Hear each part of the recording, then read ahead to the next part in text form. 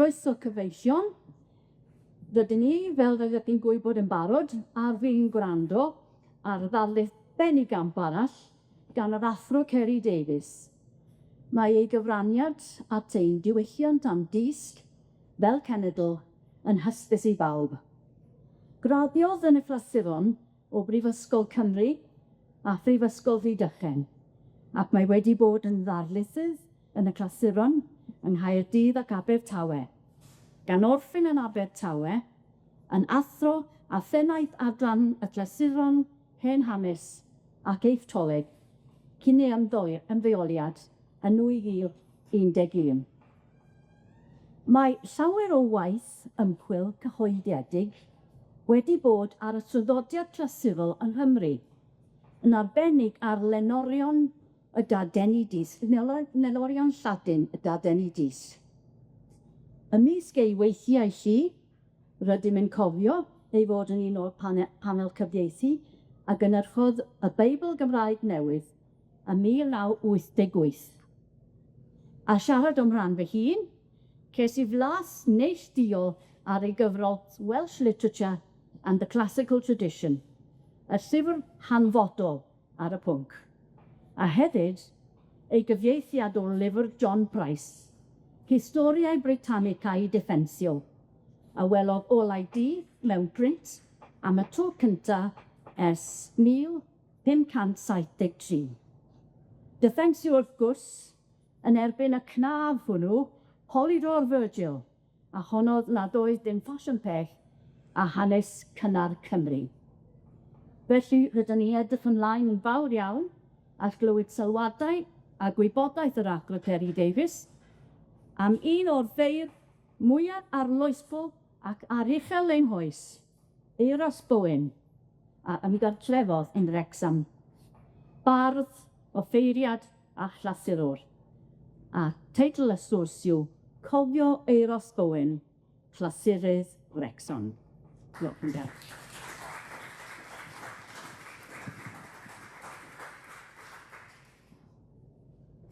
Wel, anwyl gyfeillion, bore da i chi i gyd, a diolch i chi am eich cwmni. Ac mae'n arbennig o braf cael rhai o dylwyth Euros Bowen yma gyda ni. A diolch i Mrs Mary Williams am ei geiriau caredig o gyflwyniad. Fe fydd llên garwyr Cymru yn gwybod am Mary fel awdur Cymraeg, ac yn arbennig amdani fel ynysydd Bobr Daniel Owen, mae blynyddoedd yn ôl yn Eisteddfod Caerdydd. Ond yr un mor bwysig i'r clasurwyr beth bynnag sydd yma yw ei hymrwymiad oes hi a'i brwdfrydedd diflino hi yn dysgu'r ieithoedd Groeg a Lladin i rai o bob oedran yng Nghymru trwy gyfrwng y Gymraeg a'r Saesneg ac mae hi wedi bod ac yn parhau i fod yn un o gefnogwyr mwyaf selog yr adran hon o Cymdeithas Creadigol Cymru. Wel nawr, aninen gynnistiad o Gymru yn cyfarfod yma ar gyrion Wrecsam, mae'n fraint mewn gwirionedd cael teyrngedi coffadwriaeth yr offeiriad a'r bardd Euros Bowen, a fi'n byw yn Wrecsam ar ddau gyfnod yn ei bywyd. Yn gyntaf, yn gurad yma, rhwng 1934 a 1939, dyma ddaethau ac yntyn ddeheuwr.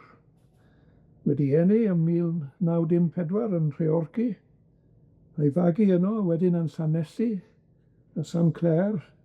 Dyna ddaethau i Ogledd Cymru gyntaf, ac yma yn Wrecsam y cyfarfu a'i briod, Nellie Twiston Jones. Ac yn yr ail gyfnod, wedi iddo ymddeol ym 1973 ar ôl dros 10 mlynedd ar hugain o fod yn rheithor Llangywer, ac yna Llanuwchlyn, fe wnaeth i gartre yn Wrecsam am 15 mlynedd olaf ei oes, hyd i farw ym 1988. Ond i'r rheini ohono ni sy'n ymyfrydu yn y clasuron, nid y cysylltiadau lleol hynny yw'r unig reswm dros ei gofio fe yma. Oherwydd yn holl gwrs llên Cymru, does yna'r un bardd wedi rhoi mwy o le creiddiol yn ei waith i'r clasuron Groeg a Lladin, ac i byd y Groegiaid a'r Rhufeiniaid, nag ymlaeth Euros Bowen. Nid fel ffynhonnell ambell gyfeiriad lled neu llig ddysgedig, ond fel cronfa ddi-hysbydd o ddeunydd ac o ddreichfeddyliau sydd wedi moldio cymaint o ddiwylliant Ewrop dros y canrifoedd ac sydd â chanddo'r potensial o hyd i danio'r meddwl a'r dychymyg. A'r hyn o'n hoffwn i'n wneud y bore yma i oedi gyda pheth o waith Euros ac ystyried rhyw ychydig o'i ymwneud cwbl arbennig a'r clasuron. Gyda llaw, mae yna reswm arall pam ei bod hi'n briodol i'r adran hon o urdd y graddedigion a defnyddio'r hen enw parchus hwnnw. Mae yna reswm arall dros i gofio fe, a gwneud hynny yn yr Eisteddfod.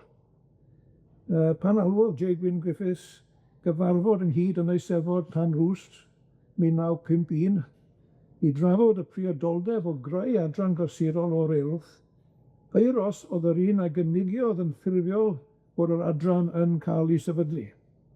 A Phennar Davies yn eilio. Roedd Gwyn siŵr o fod wedi gofalu bod i ddau gyfaill.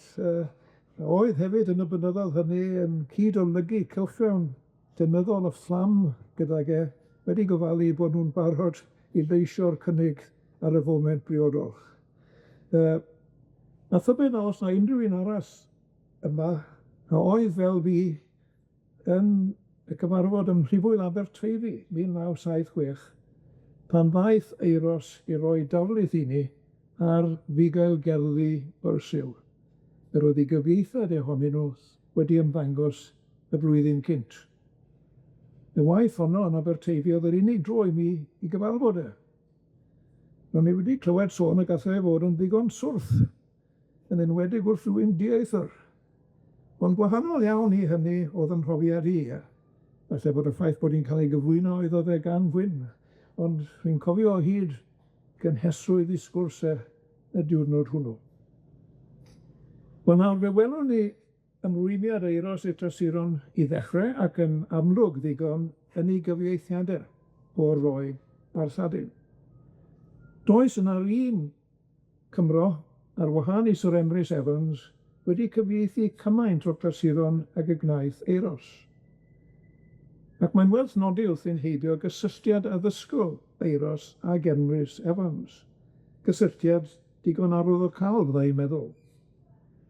Yn Abertawe y graddiodd Euros gyntaf gydag anrhydedd mewn athroniaeth.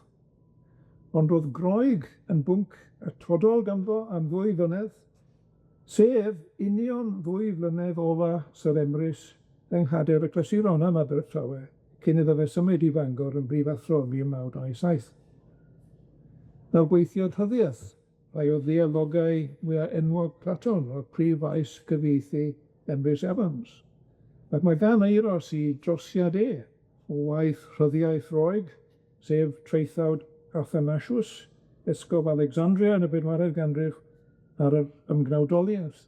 A dyna beth o ffrwyth i hyfforddiant diwinyddol, dwys yng Nghaerfyrddin, ac yna yn Rhydychen ac yn Llambed. Ond fel cyfieithydd gwarddoniaeth, gweithiau mewn midwr y cofir Euros yn arbennig, ac mae wedi rhoi i ni weithiau 2 awdur yn Gymraeg, y bardd-offeiriad byrsil fel y cybwytes i, a Sophocles, y trasiediwr Groeg.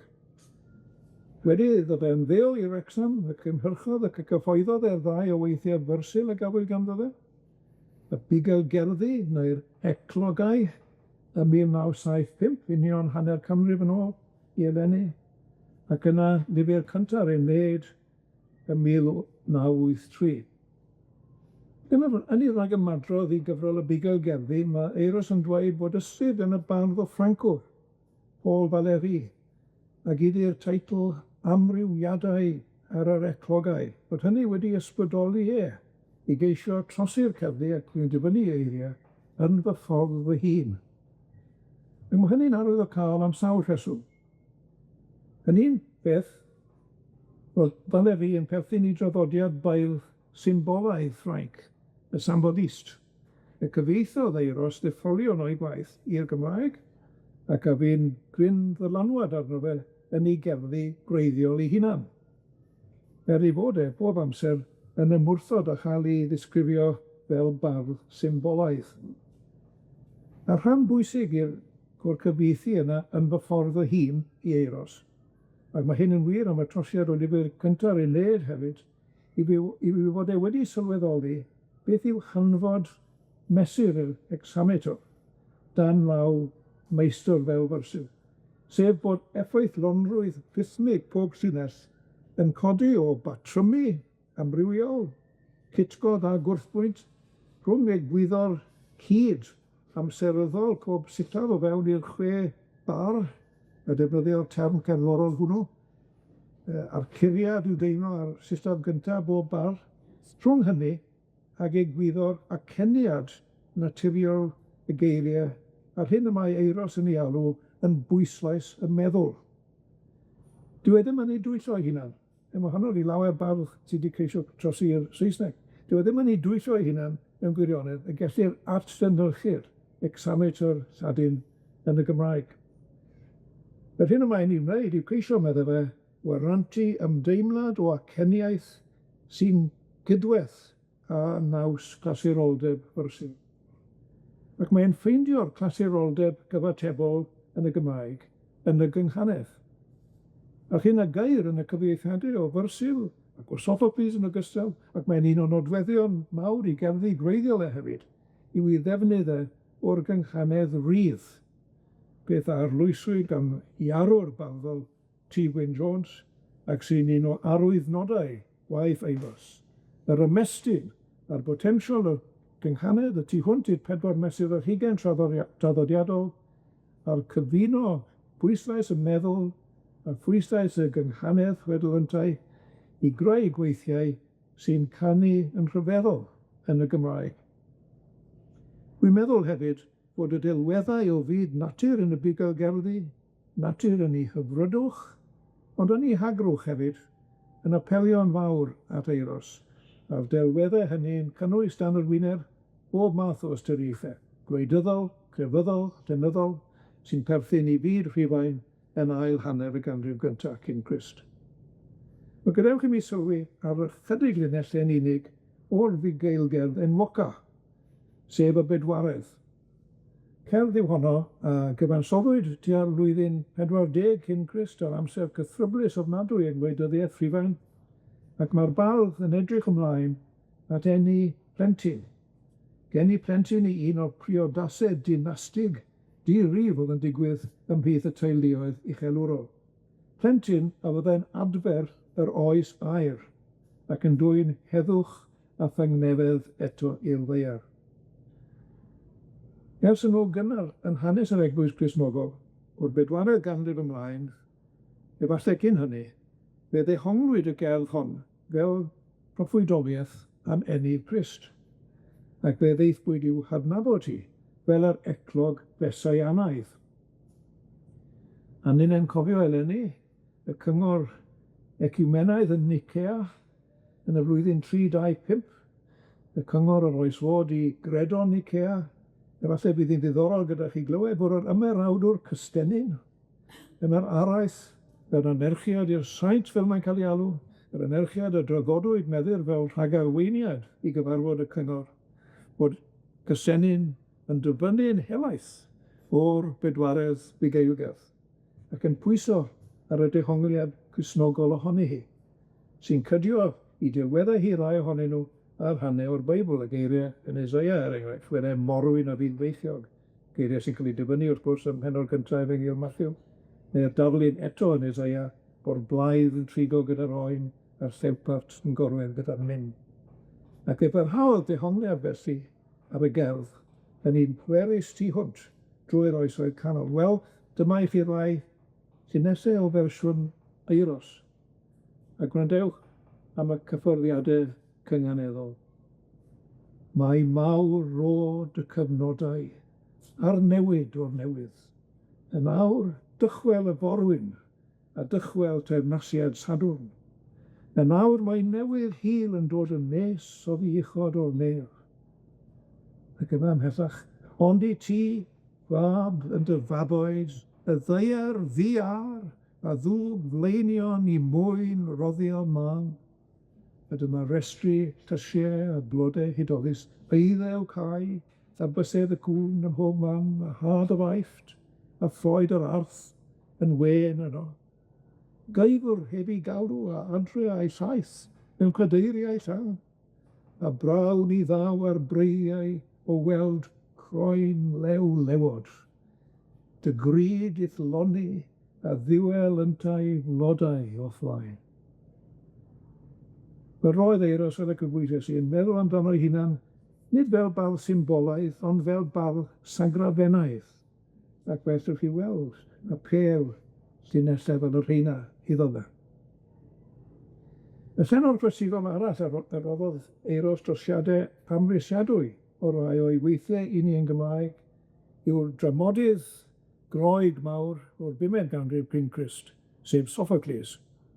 Nawr, rwy wedi trafod y cyfieithadau neu rai ohonyn nhw ar y clasuron eraill, a fi ddim ar ei hwn hwn nawr, dim ond i ddweud i bod nhw, y 4 trasiedi, Oedipus Brenin, cyfieithiad y luniwyd gyntaf nghanol y 50au ar gyfer dosbarth tutorial yn y Bawarth, a'i gyhoeddi yn 1972, yna Oedipus yn Colonos, 1979, Electra, 1984, a Philoctetes, 1991, oedd Euros wedi marw erbyn hynny, ac fe hwyliwyd y gyfrol honno trwy'r wasg gan J. Gwyn Griffiths. Maen nhw'n gyfraniad sylweddol a gwirioneddol bwysig i stor yn llenyddiaeth ni fel Cymru. Maen nhw'n galw am ei hael ddarganfod. Mae'r grefft sydd ynddyn nhw fel trosiadau, y defnydd yma eto o'r gynghanedd rydd yn arbennig yn y corawdau, mae'r peth yn rhyfeddol. Ac maen nhw i'w cynfeddu am ei gwerth gynhenid wrth gwrs, ond hefyd am ei bod nhw'n cysylltu Cymru yn uniongyrchol, nid fwyaf Saesneg, ac un o brif ffynonellau diwylliant Ewrop. Ond dwi am symud ymlaen mawr oddi wrth Euros y cyfieithydd at Euros y bardd gwreiddiol ac at y wythïen glasurol yn ei gerddi ei hunan. Yr oedd yn eithriadol, gwbl eithriadol o gynhyrchiol. Oddi ar yr amser hwnnw yn Llangywair yn ystod gaea mawr 1947, pan y dechreuodd yn ôl i dystiolaeth ei hunan barddoni. Dyw hynny ddim yn golygu, wrth gwrs, nad oedd barddoniaeth yn golygu llawer iddo fe cyn hynny. Pryn y gallai hi fod fel arall o gofio i dylwyth. Y beil Ben Bowen a David Bowen, mybyr Hefin, yn brodyr i'w dad, a'i frawd iau ei hunan, Geraint Bowen, eisoes yn amlwg fel bardd gyda'i awdl grefftus moliant i'r amaethwr, awdl fuddigol Eisteddfod Aberpennar 1946. Ond wedi i'r switch farddol yna, megis, gael ei phwyso yn is-ymwybod Euros yn ystod heth 1947, ac yntau dros i 20 mlwydd oed, fe fi'n un a chanddo i lais arbennig ei hun, i weledigaeth ei hun hefyd, am beth y gallir ac y dylai barddoniaeth ymgyrraedd ato fe, ac am ddilli am mynegiad mewn barddoniaeth. Fe sefydlodd ei hunan yn fardd yn fuan, ac ennill y gorol yn ei Eisteddfodau Cenedlaethol 1948 a 1950. Ac fel rwy wedi cyfeirio eisoes, mae'r defnydd cywrain o'r ddelweddau, mae hynny le holl bwysig yn ei waith e. Peth arweiniodd at i weld gan rai yn dywyll, neu yn ddyrus i ffordd y farddoni. Bod ganddo fel yr ysgrifennodd Gwyn Thomas un tro, bod ganddo fe, meddai Gwyn Thomas, lawer o gerddi sydd mor olau a chefn dydd. Ac yn yr 20 ymron o gysgliadau o'i gerddi, y mae'n amlwg bod i'r byd clasurol le cwbl arbennig yn ei welediadau. Ac mae hynny fel petai yn cynnyddu ac yn cyrraedd ei uchafbwynt ym mynyddoedd i ymddeoliad yn Wrecsam. Yn un peth, roedd e'n deithiwr diflino i'r gwledydd clasurol. I Wlad Groeg ac i Ynys Creta, Eidal, i Sicilia, i Asialeia, a Glanau'r Môr Du, ac mae profiadau o teithiau hynny'n cael eu hadlewyrchu yn heitle rhai o'i gyfroleddau. O'r Corn Aur, enghraifft, 1977, sef cyfeiriad at y bai hir ger Istanbul, y Crystal Caras. Neu dyna chi Masg Minos 1981, cyfrol a symbolwyd gan yr ymweliad achreta, a chan olion y diwylliant minoaidd yn Cnossos.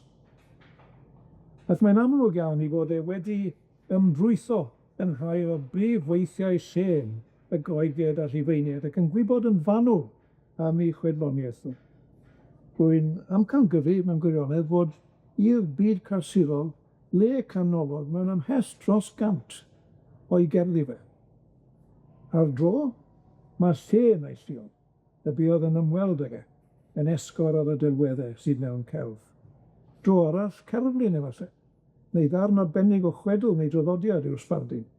Ac fel y gellir disgwyl, mae cymeriadau o fytholeg y Groegiaid yn arbennig rhai sy'n gysylltiedig â'i crefydd yn apelio'n fawr ato fe.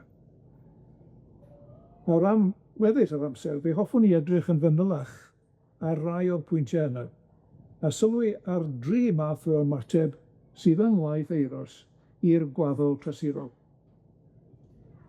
Yn gyntaf, ymateb diriaethol i le neu ddigwyddiad neu wrthrych sy'n perthyn i'r hen fyd. Ac mae'r cerddi niferus sy'n codi o'i deithiau yn y gwledydd clasurol yn enghreifftiau ardderchog o hynny. Mae'r bardd yn dod wyneb yn wyneb â man arbennig yn Gwlad Groeg neu yn yr Eidal, neu ein Chreta.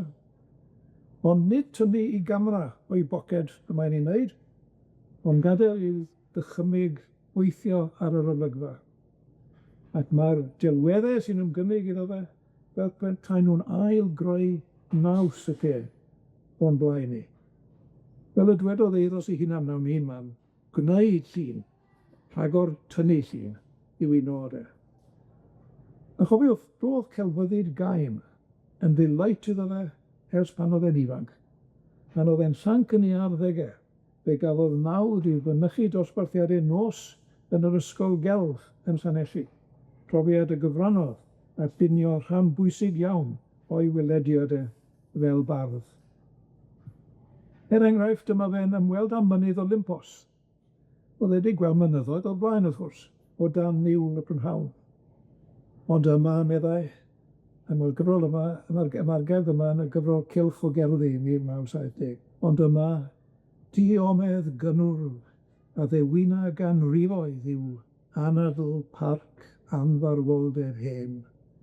Dirgelwch deiar ar goelion yn hafnau o ddwsau hyd orwel. Dwfn ddistawrwydd, yn awyr, yn dag, a deiar yno, a dŵr yn gydflethiad, yn gadwyn i olwg a'i gilydd. Tawch, tes, tir, a chymylau taran crai, noeth, yn crynhoi neithdar ambr asir. Moethder ambrosia, yn yr hef tain. Neu cymrwch y gerdd yma, Pompei, o'r gyfrol Elfennau. Neu gofiwch chi'r hanes am fynydd Vesuvius yn eich dorri yn Awst y blwyddyn 79, ac am y nwyon yn mygu'r bobl, a hwythau a'i tren cael ei claddu dan ystudw a'r llysnafedd. Mae pan eithwyd ati yn ail hanner y 4eg ganrif ar 15 i groddio'r fan yn systematig, fe ffeindiwyd y cyfan wedi carregu wrth gwrs, ac yn y garreg yn fynych geidod, lle bu unwaith arn o bren neu rhyw fater organig arall. Wedi darfod amdano bellach, ond mae siap wedi gadw'n berffaith. Drwy arstwys plastar hylif i mewn yr twll, a gadael iddo fe galedi ac yna i symud yn ofalus, fe lwyddodd yr archeolegwyr i ddarganfod union ffurf, drysau a chelfi pren, hefyd siap cyrff anifeiliaid a bodau dynol, ac mae'r castiau hynny, a bod chi wedi gweld nhw castiau plastar hynny i'w gweld heddiw yn yr amgueddfa yma yn Pompei. Roedd rhai ohonyn nhw mewn arddangosfa wych iawn ar Pompei yn yr amgueddfa Brydeinig chydig blynyddoedd yn ôl. Wel, dyma chydig o gefndir y gerdd, ond dyma hi, Pompei. Gyrhael yn llethu'r dychymyg, a'i wres trwm wedi claddu strydoedd y ddinas, lleisiau heb argofiant yno wedi llosgi'n ilw. Fel mygiad nwyd y ferch, a godwyd o wacter yn marwolaeth, yn fowldiad yr hynafieithydd, a chwistrellodd ei sment hylif i'w gorfeddau, neu chodi'n moiwder, hen moiwder blar, yn grwd marw. Fel y ci yntau, yn amgueddfa'r lle, a'i hun bellach yn bwldiad sment o'r arteithiau oedd geisio dianc o gadwyn yn nwyon o ffwrn dan beswyddiws. A dyna sgwâr y fforwm yn llwch o'r tidw, y llwch yn wyn dros estudiau twristiaid, llwch yn sychu ffroen i cerddediad yn yr hen arcedau. Deiriau hynafol ar ysgrifau lleferus hadyn yn ddi-anadl. Chwedloniau ffresliniau, ystafelloedd mosaigau, gerddi cerfluniau'n ffynhonnau hisg.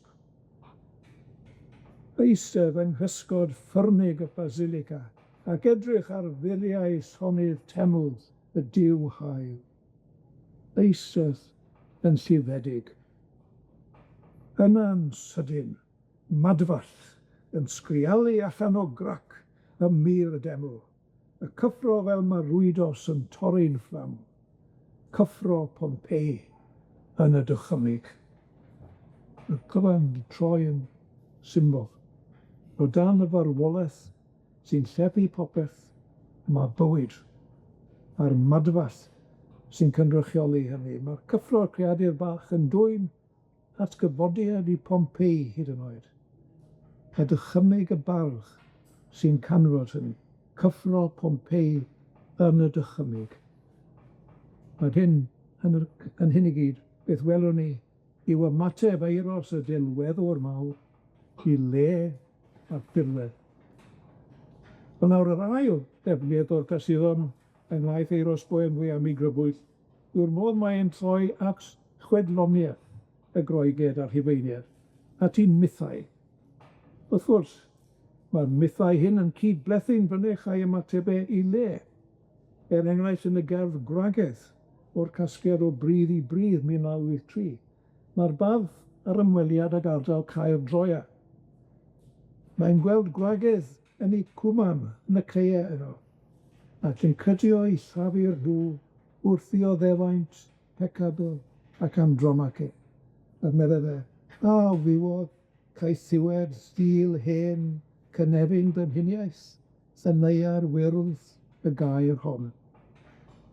Ond mae dan eiros liaws y gerddi, mae ei gweledigaeth nhw'n codi'n gyfan gwbl o ryw chwedl neu ddarn o fytholeg.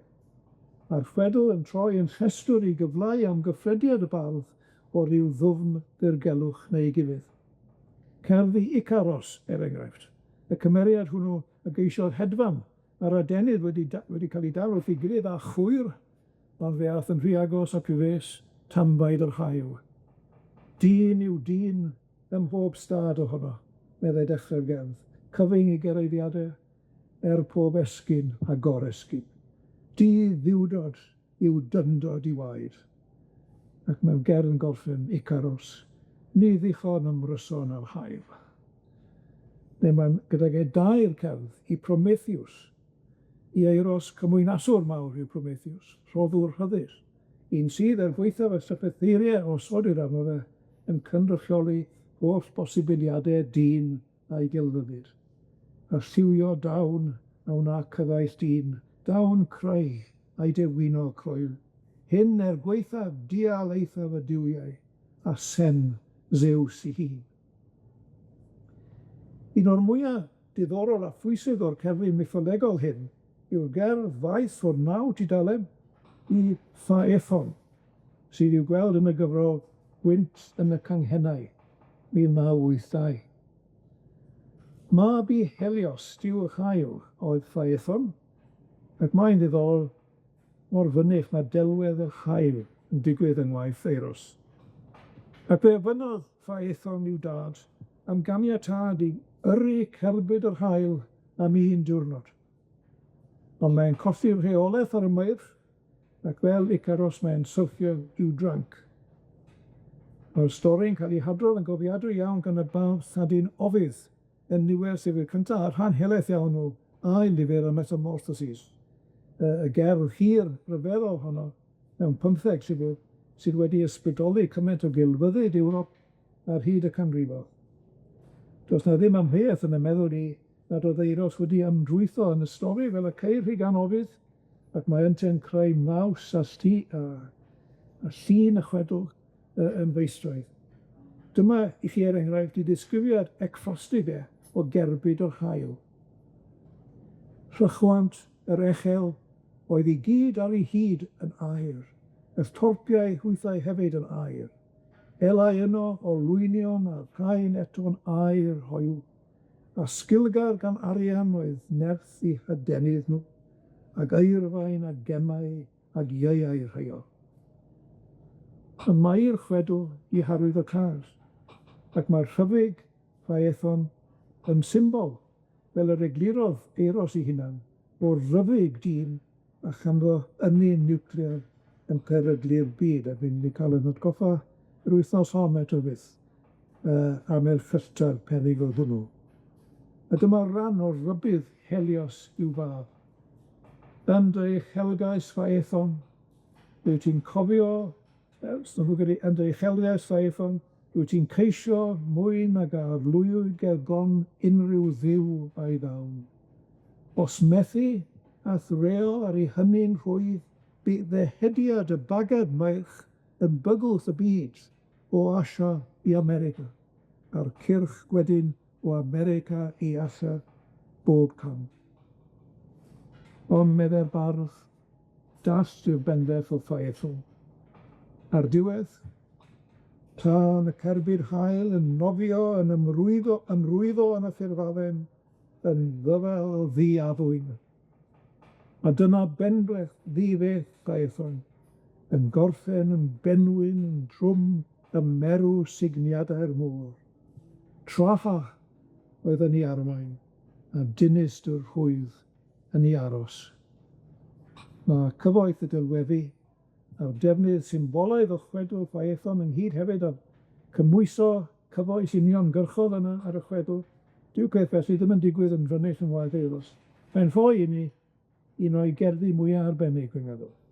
Bydde allan ni heddiw ychwanegu at y gofid niwclear, ystyriaethau negys cyfrifoldeb ecolegol, byddai'r gyflwng cynhesu byd eang, ateboldrwydd moesol mewn cynifer o sefyllfaoedd enbyd ar yr eir yma. Mae'r rheina i gyd dybygwn ni yn ymlich yn y sialens sydd yn elweddau'r gefn. Wel, dwi am droi nawr at ymlinellu'r trydydd defnydd o'r clasuron yngwaith Euros, yr hoffwn ni sylwi arno fe. A dyma i hwnnw, fel yma Euros yn fynych yn defnyddio'r byd clasurol i fynegu llawer iawn o'r hyn sy'n ganddo fe i'w ddweud am swyddogaeth bardd, am le barddoniaeth, am bwer y gerdd. A os na unrhyw fab Cymraeg arall yn y cyfnod modern wedi trafod a damcaniaethu cymaint ag ynglŷn â natur barddoniaeth, a mynegu hynny'n fynych yn ei gerddi. Dyma eirio fe yn y gerdd Lampau, o'r gyfrol a Glasurol 1970. Mae wedi dechrau gyda delwedd y goleuni a adlewyrchiadau sy'n dod i neuadd dywys drwy gymwynas y lampau sydd yn mi. Ac mae'n mynd ymlaen fel hyn.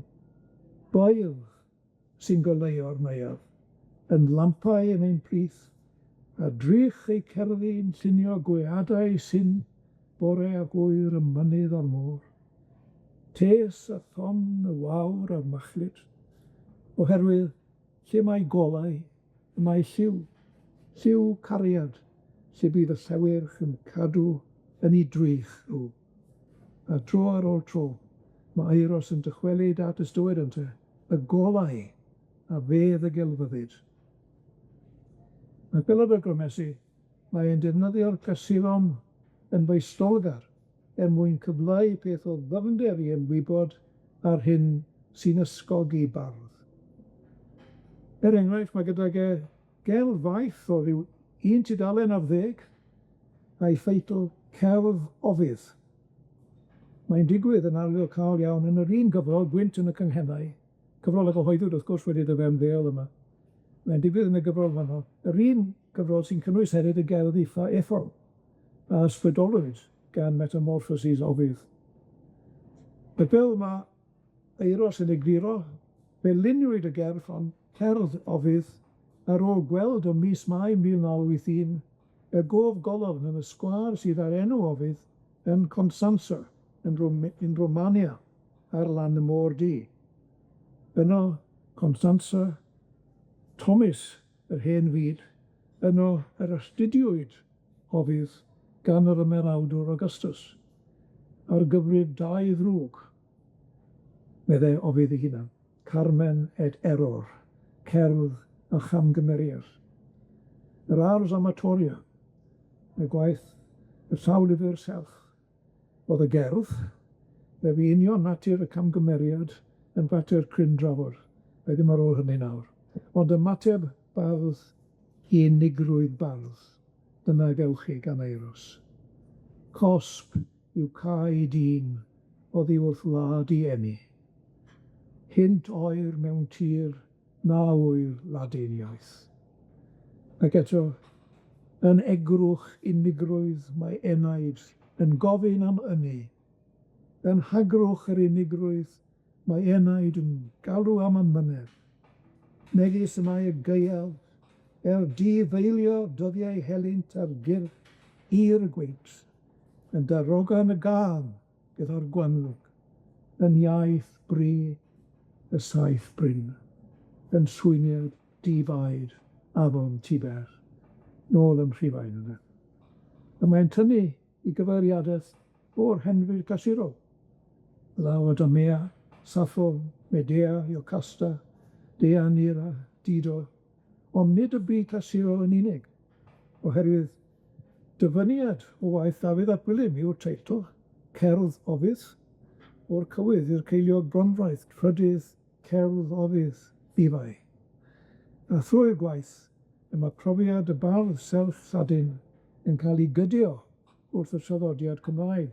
Gwaith Olaf Bowen Gwynedd, Cymddelw Brydydd Mawr, Tudur Aled a Dafydd ap Gwilym ei hunan.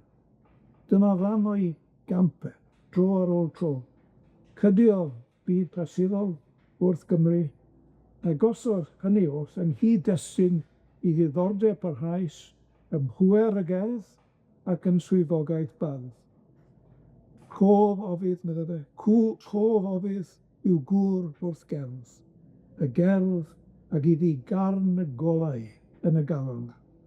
A salmau cof yn chlaswyr ofydd yw caru moesau creu yn meisydd gwyn y gerdd. A thrwy'r dyfyniad yma eto, cofiwch eiriau Dafydd ap Gwilym, salm yw'n hoff o lyfr ofydd. Ond yn fwy trewiadol hyd yn oed ag ymateb Euros Bowen i ofydd yw i gyflwyno fe ar ffigwr arall sy'n perthyn i'r hen fyd, i'w chwedloniaeth a'i grefydd a'i men, sef Orffews, y bardd a'r cerddor, yr oedd swyn a chyfaredd i delyn, i lir, yn gyfryw fel bod anifeiliaid gwystion y coed a'r creigiau yn cael ei swyno a'i symud gan ei gael. Mae stori Orffews wedi hanfaroli, wrth gwrs, y medwerydd llyfr Georgica Tyrsi, a hefyd eto gan ofydd yn unfed llyfr ar ddeg y Metamorphoses. Yr hanes yma am Orffews yn disgyn i'r isfyd i geisio i'w wraig Euridice. A'r modd y collodd hi am byth pan edrychodd ei nôl arni wrth iddyn nhw ddychwelyd i'r byd hwn. Mae'r stori wedi apelio at feirdd ac artistiaid a cherddorion ar hyd y canrifoedd. A chair sy'n nesaf ar y rhan honno o'r stori mewn cerdd gan Euros ar lan afon Alaw yn buodd bywyd 1986, lle mae'n cydio chwedl wrth stori Branwen. Ond y rhan o chwedl Orffews ac Euridice sydd wedi dal yn arbennig yn y chymig Euros yw'r stori am Orffews oherwydd ei hiraeth di-wrthdro ar ôl ei wraig, yn troi yn destun ei figedd y Mainadau, a dolwyr Dionysos, a fe'i drystiwyd ei ganddyn nhw yn eu cynfaredd, a gwasgar ei gorff ar ddyfroedd yr afon Hebros yn Fflacia, ac y gariwyd i ben yn dal i ganu i gyfeiliad i lir i ynys Lesbos, cartre barddoniaeth delynegol, ac hefyd ar ben hynny, fe droes Orpheus yn ffigwr cwrt, ac yn ganolbwynt crefydd gyfrin, a fi'n dylanwad ymlaen drwy ganrifoedd yr ymerodraeth Rhufeinig, y bardd sy'n herio marwolaeth a'i gan yn goresgyn diddodiad. Diddodiad ym myd natur, ym myd dynoliaeth ei hun. Ar ochr gyfrin, sagrafennaidd yna i Orpheus, y bardd sy'n dal i dyfaru. Dyna'r ochr sy'n apelio'n arbennig at Euros Bowen, ac mae'n dychwelyd yno tro ar ôl tro. Yn y gyfrol Oes y Medusa 1987, er enghraifft, yn y gerdd Y Corff a Dorir, mae'n gweld tebygrwydd rhwng Orpheus a Chris, a'i cyrff trysiedig yn naill a llall ohonyn ni, yn ffynhonnell ail greadigol. A chyda llaw, mae yna hen hanes yn estyn yn ôl i'r ail ganrif, at y diwynydd Clement, dader eglwys yn Alexandria, hen hanes i weld Orpheus fel taip, yn perthyn i'r byd clasurol, taip o Grist. Nid yn anhedig i'r esboniad treipolegol yma o bedwaredd ddigeidedd pyrsydd, y cyfeirio sy'n at sy'n gynharach. Gyma eto, mewn cerddi yn y cyfrorau Seidr Tân, a dathlu bywyd dau gasgiad y gyhoeddwyd wedi marw Euros, mae'n gweld galwedigaeth y bardd yn rhan o'r un gymedd greadigol, ac yn gynrychiolyd ac addethlwyd gan Orpheus. Ond y gerdd fwyaf cofiadwy i gyd yw'r un sydd dan y teitl Orpheus y gyfrol o Corn Aur. Fel y somies i, mae ymnelo'r gyfrol honno ag ymweliad Euros ag Asialeia, gan gynnwys Ynys Lesbos, sy'n cariwyd pen Orpheus. A dyma eiriau agoriadol y gefn.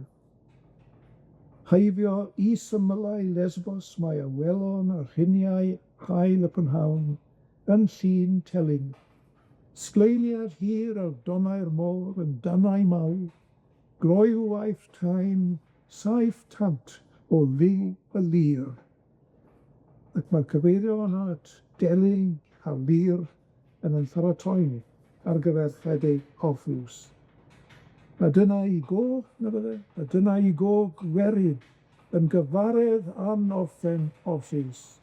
Yntau ar antur rywdron grwydria o acer i acer yn fflacia, i greu tynged yn gread di-angor. Ei gerdd deg a arfau dir y ddawn i ddihuno deiar a dihewyd yr awydd i hael deffro. Ei gerdd deg a arfau dir y ddawn i ddihuno deiar a dihewyd, o wraidd i ryddym, o fraich i frig, y gwynwydd, y pomgranadwydd a'r pîn. Y gan yn egino dair hyd olydd, hyd wely dolydd a'i rhwym welediad. A'i thwym yn gwirionedd, a'i thwym welediad. Mae'r bardd yr adrodd drwy ddelweddau stori tynged Orpheus. Ond, synnwch, nid di-arffordd yw i dynged i Orpheus yn nyddiau i fyd. Fel ffrwyth a'i fedo mae'r plwyf mwy a'r claes yn ei hangerdd yn dangos yr rhad a roed i fyd yn at ddyfodiad. Ei lodau i welediad, i sgyrwynt a wasgerydd, ernest gyda darnau o gorff i gelf, a ddewyd yn fy head nedd i'r ddeiad. Ac mae'r gerdd yn diweddu gyda'r eco haes Orpheus, yno o'r enyn a'r liw tanau'r lir. Mae ar gael i ni ei oleia i'n bair. Mae Orpheus yn cynrychioli holl bosibiliadau'r cynnwrf creadigol. Yr hyn yma Euros yn ei alw mewn mwy nag un man yn gregarwch. Ac na ffigwr sagrafennaidd Orpheus, y gŵr wrth gerdd a'r siaman cwtig yn cynnal y weledigaeth a'r cyffro a'r gwareiddio bywydol hynny. Wel nawr, ar glasuriaeth Euros Bowen wedi canolbwyntio bore yma wrth reswm. Fel y gallech chi ddisgwyl, mae i draddodiad tenyddol Cymru a chwedroniaeth Geltaidd, a dirweddau Beiblaidd le creiddiol yn ei waith e. Ac mae ei ffydd Gristnogol a'i alwedigaeth yn offeiriad, mewn ffordd anymdithgar, mae hynny yn sylfaenol i'w gerddi fe i gyd. Mewn ysgrif wefreiddiol fe ddangosodd y canon Donald Orchin bod hynny wedi ei feithi, nid yn unig gan drafodiadau Cristnogaeth orllewinol, ond hefyd fwy gan drafodiadau yr Eglwys Uniongred Roegaidd. Ond gobeithio fod digon wedi ddweud i ddangos mor gwbl ganolog hefyd yw'r gwaddol clasurol, i'w gynnyrch toreithiog e. Ond i eiros ei hunan, y perthyn i dair efo. Perf ofydd, mae ganddo fe sawl delwedd sy'n cyfleu nid yn unig i gydymdeimlad ag ofydd, ond hefyd rhywbeth o'i ymwybod a'i stad a'i swyddogaeth ei hunan fel bardd. A mae Euros Bowen, y clasurydd, dywedwn fel y dweud ef am ofydd, mae'r hyn o wnaeth, a'i wneud ag angerdd oedd, a dyma eiriau, drwy'n y daioni, yn ffenest y gorffennol, yn egwyl i'r llygaid. Diolch yn fawr.